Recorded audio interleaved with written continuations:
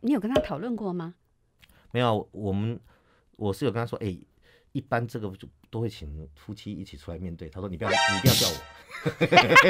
他真的这样说啊？对啊，他说你不要叫我。那外面有很多记者哈。这个不会啊，还好啦，今天比较少。今天比较少。那这个事情我出来说明清楚就好。不用拖着老婆在旁边演那一出，说我相信你啊什么的。那个第一个不是那样的事情，第二个我太太也不喜欢这样子啦。对，你有跟他讨论过吗？没有，我是有跟他说，一般这个就都会请夫妻一起出来面对。他说你不要叫我。他真的这样说啊？对啊，他说你不要叫我。蛮强悍的。没有啦，不应该啦，就自己做的事情自己把它解释清楚就好了。好，那房租是你交还是那个太太交？因为你们家经济大权在对，基本上淑英手上。我要出这份钱，这个老婆要知道啊。老婆有账吧？因为我身上认识我人都知道，我身上没有事情的话，我大概都是几百块钱而已。哦，所以所有钱都是太太在主管。我的薪水从我结婚第一天开始就直接消失了。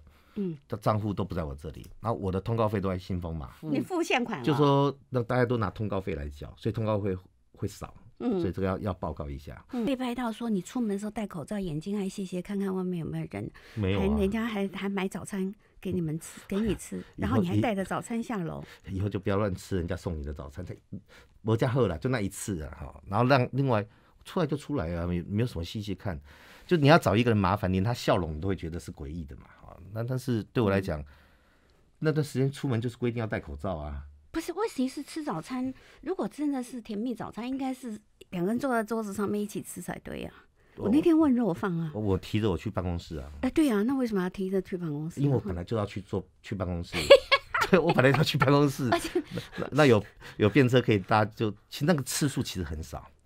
所以我后来看了一些东西，我就说一样对我来讲是压抑，说怎么会有人在讨论那个里面是一套卫浴或者2套卫浴？还有就早餐那个不难查证。第二个，你如果去算那个次数，你就会发现以5、6个月来算的话了哈，频率是高4次可以算得出来的，也没有什么5次啊什么东西的，什么还要负责专车接送，没加贺啦。我大一住宿舍，我大2的时候想说，我如果在每个空间比较自在嘛，因为在宿舍总是。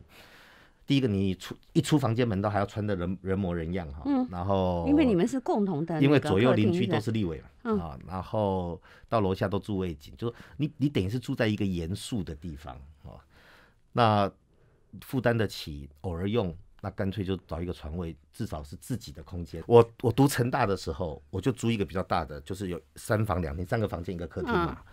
我们现在里面某一个女性立委当时。他常常讲说我们俩是同居关系，那个才真的同居。他租好久，我也住在里面嘞。现在立委、现任委员，中部的，真的，她是我学妹。那我就一个房间分住，我都猜到是谁，因为我要降低我房租的负担嘛。你们一起住啊，有3个房间嘛，我自己住1间嘛，那1间给学弟，1间就给这个学妹啊。在大学时候都是这样，对啊，所以对我们来讲，这没有什么，就是降低负担嘛。他跟我这样同住在一个屋檐下，那真的是一起住哦。